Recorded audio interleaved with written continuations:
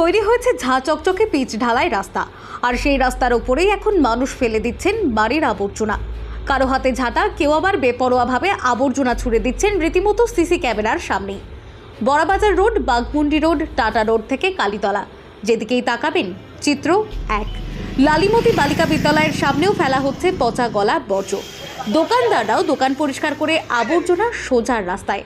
স্বচ্ছ ভারত অভিযানে কোটি কোটি টাকা খরচ হলেও মানসিকতার কি আদৌ কোনো বদল এসেছে? আর প্রশাসন, তারা বলছে সামনে নির্বাচন, ভোট ব্যাংকে হাত দিতে চায় না। তবে প্রশ্ন একটাই, স্বচ্ছ শহর চাইলে কি জনপ্রিয়তার ঝুঁকি নেওয়ার সাহস দেখাবে প্রশাসন? দেখুন বিস্তারিত কৃষ্ণেন্দু কুমারের রিপোর্টে।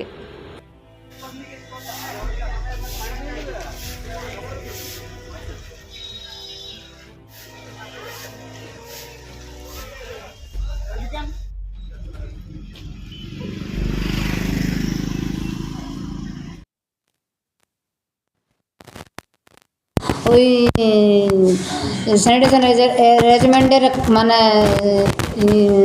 বানানো আছে, যাতে ওই প্রত্যেকটা জিপি বা প্রত্যেকটা গ্রাম থেকে সেই আবর্জনা নিয়ে আসে, তারা যেন ওইখানে জমা করে। তাদের দায়িত্ব দেওয়া হয়েছে প্রধানদের বা যারা সেক্রেটারি এনএস আছে তাদেরকে। কিন্তু আমাদের এখন আপাতত ঘাটবেড়া জিপি এখনও চালু হয় নাই, আর তেঁতুলো জিপি চালু হয়েছিল, কিন্তু কোনো কারণবশত হয়তো বন্ধ আছে, কিন্তু সেটা আমরা চালুর ব্যবস্থা করছি। আর বহরমপুরের জিপিতেও চালু হয়েছে, উরমাতেও চালু হয়েছে, আর গেঁড়ুয়াতেও চালু হয়েছে, আর বেলাতেও মনে হচ্ছে চালু হয়েছে। কিন্তু আমাদের এই টোটোগুলো দুটো আছে, সেগুলো হচ্ছে ওই ঘাটবেড়া জিপির। ওরা টোটো একটা এইখানে থেকে মানে ওটা একটুকু খারাপ হয়েছে, সেটা সারার পরে ওনারা নিয়ে যাবে।